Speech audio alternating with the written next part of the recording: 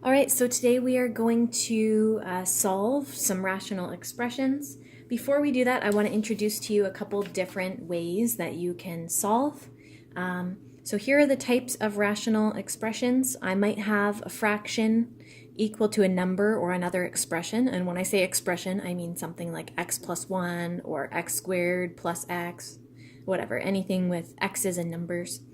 I might have fraction equals a fraction, or I might have multiple fractions equal one fraction or a number or a different expression, or maybe even over here I have an expression plus or minus another expression.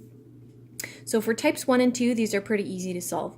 We will cross multiply the bottoms with the tops and then expand each side and solve.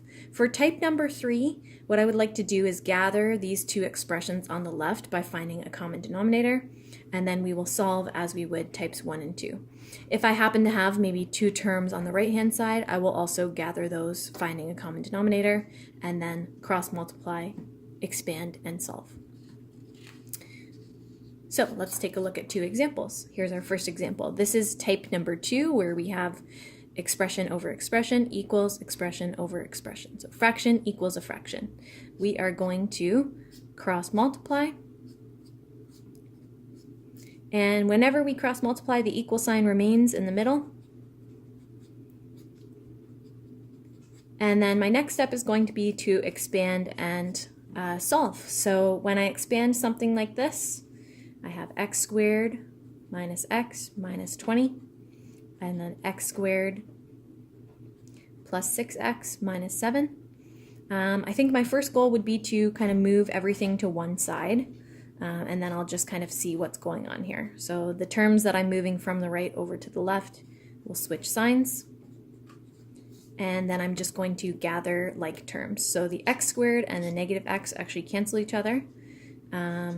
I've got negative x and negative 6x, which makes negative 7x.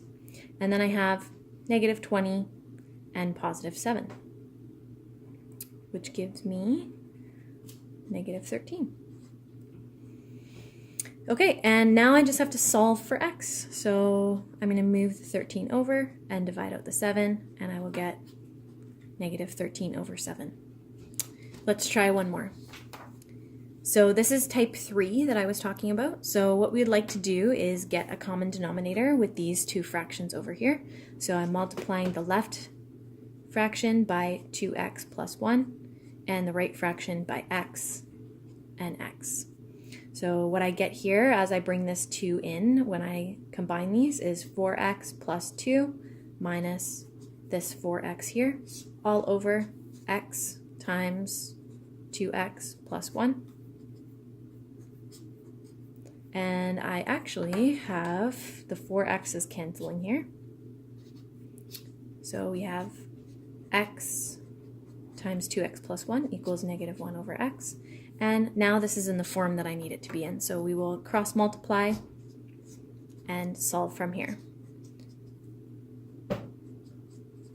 Okay, I'm going to group the negative up here. I could have also grouped it with the x down here. Okay, so expand and solve. I think I'm going to move everything to one side.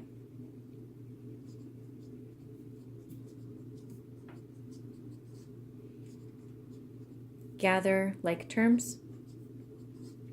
And then I want to solve this expression here. So I think we can solve this one simply by common factoring an x out. And we have 2x plus 3 remaining.